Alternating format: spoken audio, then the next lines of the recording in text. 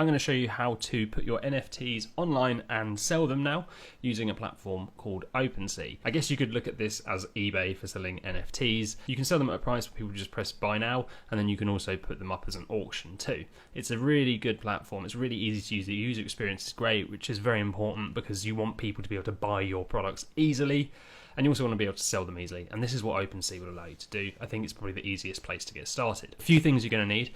You're going to need something called a wallet. Now, a wallet is where you will store your Ethereum. So if you make a sale, this is where it will go. The wallet needs to be able to link with OpenSea easily. There's quite a few, but I'd recommend MetaMask. It's free, it's very easy to use, and there's a link in the description if you want to check it out. You can list your items on OpenSea for free. You don't pay OpenSea anything until you've made a sale, but to start you will have to pay this initial gas fee. So a gas fee is almost like a little tax. So think of the United States of America.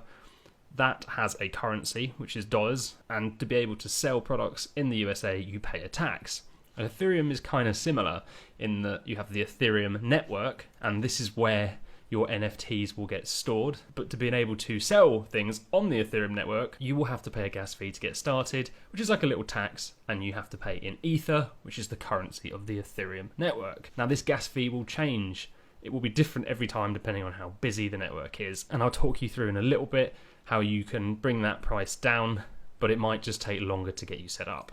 So that means you have to have some Ethereum to get started, which you can buy on places like Coinbase, which is a really simple place to get started. I'll leave links in the description below. If you haven't got any Ethereum, then don't buy any until you've set this up, because you won't know what your gas fee is or how much you need to buy. So hopefully that's not confused you too much. The first thing to do is to go up and to create an account.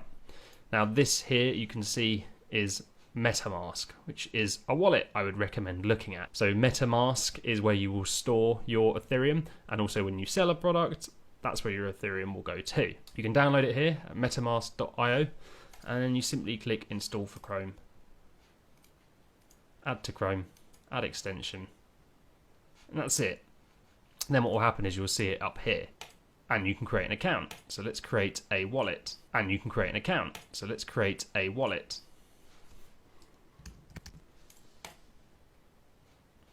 Okay, so this is an important bit of code that you will need to see, which I can never disclose. So I'm going to press remind me later. And there we have it. That is your account set up. Very, very easy. Now when you go to OpenSea, all you need to do is press sign in. And then once you press sign in, you put in your password. Press unlock. There's your account. It will know because it's logged in through the extension. And then press connect. And then we have it. You've set up an OpenSea account. So the next things that you want to start doing is adding in your name of your store. And you can put a banner up here and add items. So let's do that, shall we? So let's click on create in this top right corner. And then create a new collection. Now you can add a logo in here. You can name it. I'm just going to call it test collection. I'm going to say, I have to put in a logo, I'm afraid. And now you can add some items. So you can see this is called test collection. And it's just like your store. So you can also put a banner in here too if you like. But I'm not going to do that for now. And then press add new item. So when you push that, MetaMask is going to ask you to sign. So it's kind of like putting in a password really, and then sign again. And here we are. You can add in a new item. So I'm just going to add a picture at the moment. In fact, I'm just going to mint my own NFT logo. Name it. So here you can add a link to your website if you want. If you are an artist and you've got multiple pieces of work, this sort of information will appear in the side here. Write a description of your item. And then you can add some properties. So if we look at what properties are, if we look at CryptoPunks as an example, if you have lots of different pieces of art, then you can actually put in what kind of makes them unique. So you can see here that with CryptoPunks, only 3% have this trait, which kind of makes it a little bit rarer and a little bit more special. And that 4% have this kind of cap, which could potentially affect the value and the rarity of the item, depending on how much value a hat and a cap might have. So for this case, I'm not going to add anything at all. then you can add levels too. So for example, if it's a game or something game-like that you're adding, then here you can add different levels to it, or you could make this number 1 of 5.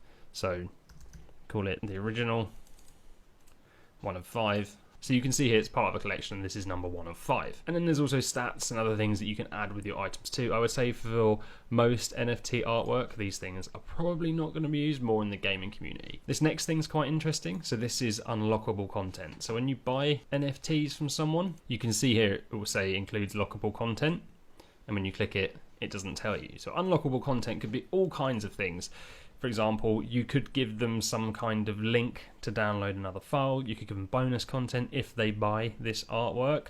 You could give them an email address to message you, so you could then send them the physical work as well as the digital work to their address. You can put anything in here, anything you like. It could just be a particular thank you message, but it kind of makes the purchase a little bit more special.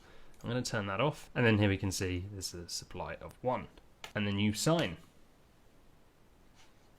So there you are, that is an NFT that has been created right now. I haven't filled it out much at all. You would want to put a lot more time and effort into this. So this is what it will look like when it's complete. You'll see the price history. So these are how much things are actually been selling for. Listings of this item, so these are people who have bought this and then have put it up for sale.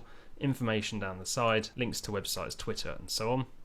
And then the trading history of this account, so you can see everything that's going on here, and that's what it look like. So then if you want to actually sell it, this is where you may have to pay the gas fee. So the first thing you want to do is decide whether or not you just want to have it as a highest bid auction or just a regular price, or if you want to bundle it together with lots of other items.